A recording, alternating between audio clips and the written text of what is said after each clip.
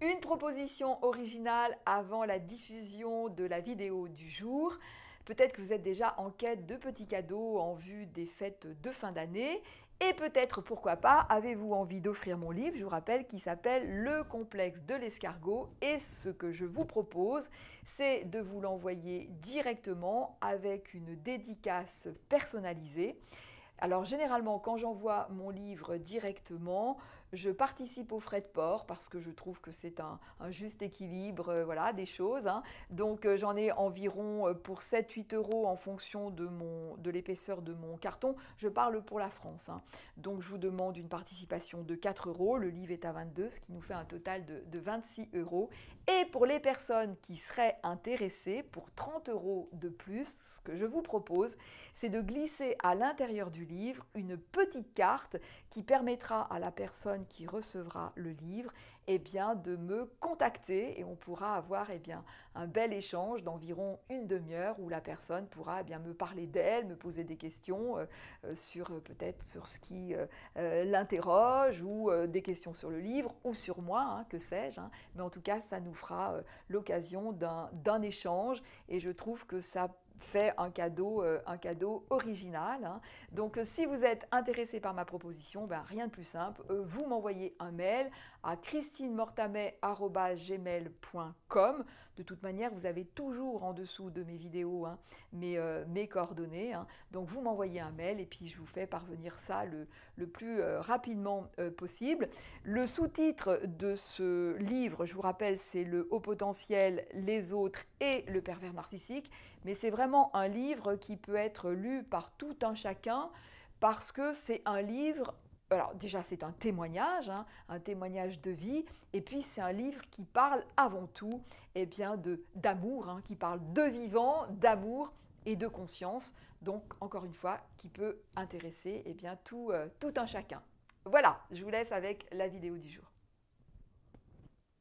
Le silence radio des pervers narcissiques. Qu'est-ce qu'il faut savoir sur ce silence radio? Il y a deux points fondamentaux que peut-être eh bien, vous ignorez. Et j'avais envie de parler de ce sujet parce que c'est vrai que parfois, et je comprends, hein, j'entends des personnes qui disent mais pourquoi associer cette idée de silence radio au pervers narcissique? Parce que finalement, eh bien, il y a plein de gens qui peuvent avoir ce genre d'attitude sans être PN pour autant. Hein. On peut se dire bah, moi-même, je peux réagir comme ça parce que quand l'autre m'a blessé, eh bien, je ne le rappelle pas. S'il m'appelle, eh ben, je ne réponds pas parce que je boude, hein, ou je connais quelqu'un qui a ce genre d'attitude, et pourtant c'est tout sauf un pervers narcissique, hein, pervers narcissique homme ou femme, hein, je vous le rappelle. Hein. Donc pourquoi autant parler de ce silence radio propre au PN, hein, et il y a même des personnes qui se servent de ce genre d'arguments, des personnes qui pensent que les pervers narcissiques n'existent pas, pour dire, ben voilà, encore une bêtise de plus, c'est bien la preuve que les PN n'existent pas, puisque ça peut exister chez tout le monde. Hein. On a exactement le même genre d'argument avec les HP. Hein. Les caractéristiques des HP, bon, on peut les retrouver chez tout le monde, donc c'est bien la preuve que les HP n'existent pas. Hein. On pourrait multiplier les exemples, hein. On pourrait dire que la dépression n'existe pas, puisque on est quand même un certain nombre à ne pas avoir envie de se lever le matin, hein. Donc voilà, etc., etc. Bon, avec ce genre d'argument, on ne va pas aller très très loin.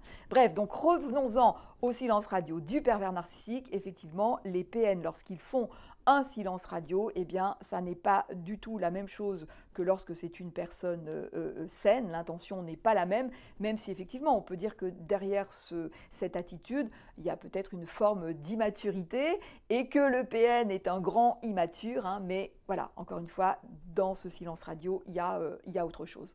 Donc les silences radio des pervers narcissiques, généralement, il y a deux phases. Hein. C'est le début de relation et quand la relation commence à se dégrader. Hein. Mais très souvent, en début de relation, on a un silence radio, en tout cas moi dans mon expérience c'est ce que j'ai eu et j'entends que c'est très très souvent le cas parce qu'en début de relation, eh bien, le PN va vous tester. Ah bah oui, n'est pas victime de PN qui veut. Hein. Donc il va faire des petits tests et puis il va voir comment vous réagissez. Hein. Donc, et alors, ce qu'il faut savoir, c'est que le silence radio pour un pervers narcissique, ça n'est pas évident pour lui de faire ça. Hein. Donc, vous pouvez être sûr. Pourquoi ça n'est pas évident? Parce que parce que ce sont des gens extrêmement dépendants de leurs victimes. Donc vous pouvez être sûr que lorsque un PN vous fait un silence radio, il y a quelqu'un d'autre en parallèle.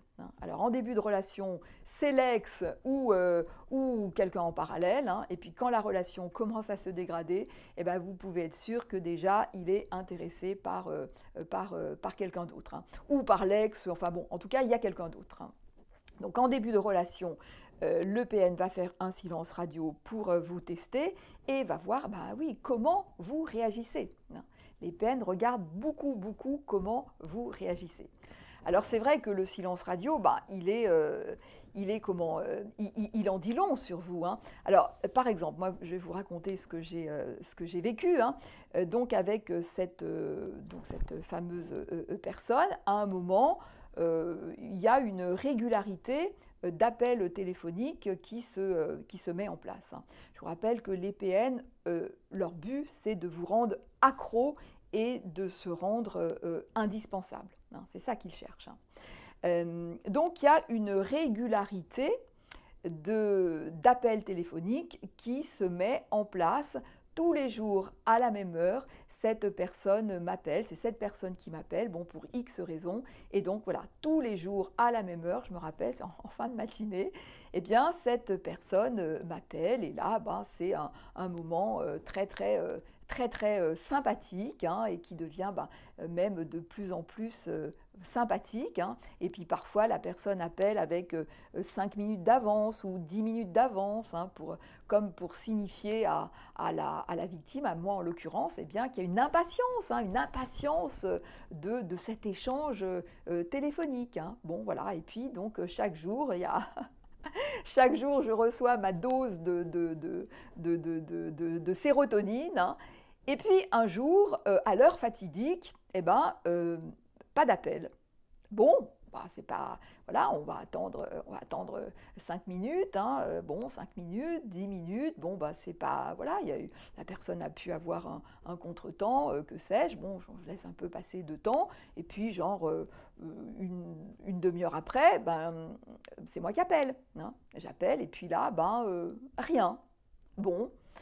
Je me dis, dans ces cas-là, on se dit, voilà, il y a un contretemps, peut-être plus de batterie, peut-être, enfin, bon, voilà, c'est pas très grave, on va attendre un petit peu, et puis le temps passe, la journée se déroule, rien, et puis le soir, je me dis, je vais attendre telle heure, et puis je vais rappeler, et de nouveau, rien. Bon, donc on commence un peu peut-être à s'inquiéter, on commence à chercher, mais tiens, mais qu'est-ce qui a pu se passer? Peut-être le téléphone a pu être perdu, peut-être, voilà. Puis on se dit, quand même, en même temps, c'est vrai que quand il y a cette régularité-là, on pense un petit peu à l'autre. Et si, par exemple, si on a perdu son portable, on emprunte le portable de quelqu'un pour rassurer la personne. Enfin voilà, il y a une intention vers l'autre. Bon, donc là, j'ai pas ça. Bon, bref, donc vous passez évidemment tous les trucs possibles. Vous passez tous les trucs possibles en tête. Et puis voilà, et puis le lendemain rien. Bon, et puis évidemment, vous commencez à vous inquiéter, vous dites mais qu'est-ce qui a pu se passer? Est-ce que je pourrais peut-être joindre machin ou bidule qui pourrait me donner un renseignement, qui pourrait Et puis vous vous dites aussi, peut-être que j'ai dit quelque chose qui a blessé la personne. Alors vous passez en revue toutes vos conversations, qu'est-ce que j'ai pu dire, de quoi on a parlé, comment. Bon, puis voilà, vous voyez pas trop, et puis le temps passe, et puis là vous commencez vraiment à vous dire, mais enfin, mais qu'est-ce qui s'est passé? Il doit y avoir quelque chose de grave, enfin bon, bref, etc. Et puis, quelques jours après, la personne revient comme une fleur, en vous sortant des arguments complètement abracadabrantesques, et devant aucune autre preuve, aucune autre explication logique, bon, vous gobez plus ou moins le truc, et puis vous avez eu peur, vous avez eu peur, il y a eu de l'anxiété, Et évidemment, vous allez en faire part à la personne perverse narcissique. Hein. Vous allez dire, mais je me suis hyper inquiétée, j'ai pensé que ceci, j'ai pensé que cela, j'ai essayé même, je voulais joindre bidule parce que je me suis dit que peut-être... vous voyez, vous faites part de la façon dont vous vous êtes inquiété et tout ce à quoi vous avez pensé. Hein.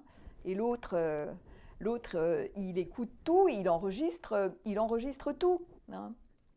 Donc voilà le test de début de relation. Là, la personne perverse narcissique va voir eh bien, comment vous vous êtes inquiété, tout ce que vous avez tenté de faire pour avoir des nouvelles. Et ça, voilà, c'est bien enregistré. Hein. Et puis en fin de relation, ou en tout cas quand la relation va commencer à se dégrader, le silence du pervers narcissique a un seul et unique but, c'est de vous soumettre. C'est de vous soumettre. C'est ça le but du PN. Hein. Alors évidemment que quand la relation va commencer à se dégrader et quand il aura mis toute son emprise, là, sa sale manipulation en place, et évidemment que le silence radio, pour la victime, c'est extrêmement compliqué, c'est extrêmement douloureux, parce qu'il va jouer avec vos failles. Et généralement, la victime a une faille, une blessure d'abandon. Hein, et il va jouer avec ça.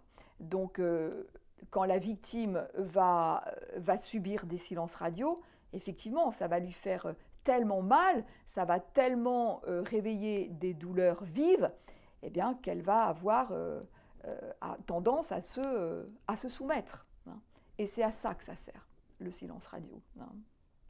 Donc, vous voyez que ça n'a rien à voir avec une personne saine qui veut peut-être, qui boude ou qui veut peut-être même vous toucher émotionnellement, hein, pour dire voilà, tiens, tu m'as fait mal, et ben moi je te voilà. Mais voilà. Mais concernant le pervers narcissique, le but c'est vraiment ça, c'est vraiment de vous soumettre. Et encore une fois, n'oubliez pas que lorsque le PN vous fait un silence radio, vous pouvez être sûr que en parallèle, il y a quelqu'un d'autre parce que sinon, voilà, il est extrêmement dépendant. Hein. Donc voilà ce que je voulais vous partager dans cette vidéo. N'oubliez pas de la commenter, de la liker, de vous abonner si ça n'est pas déjà fait. Et je vous dis à très vite dans une prochaine vidéo.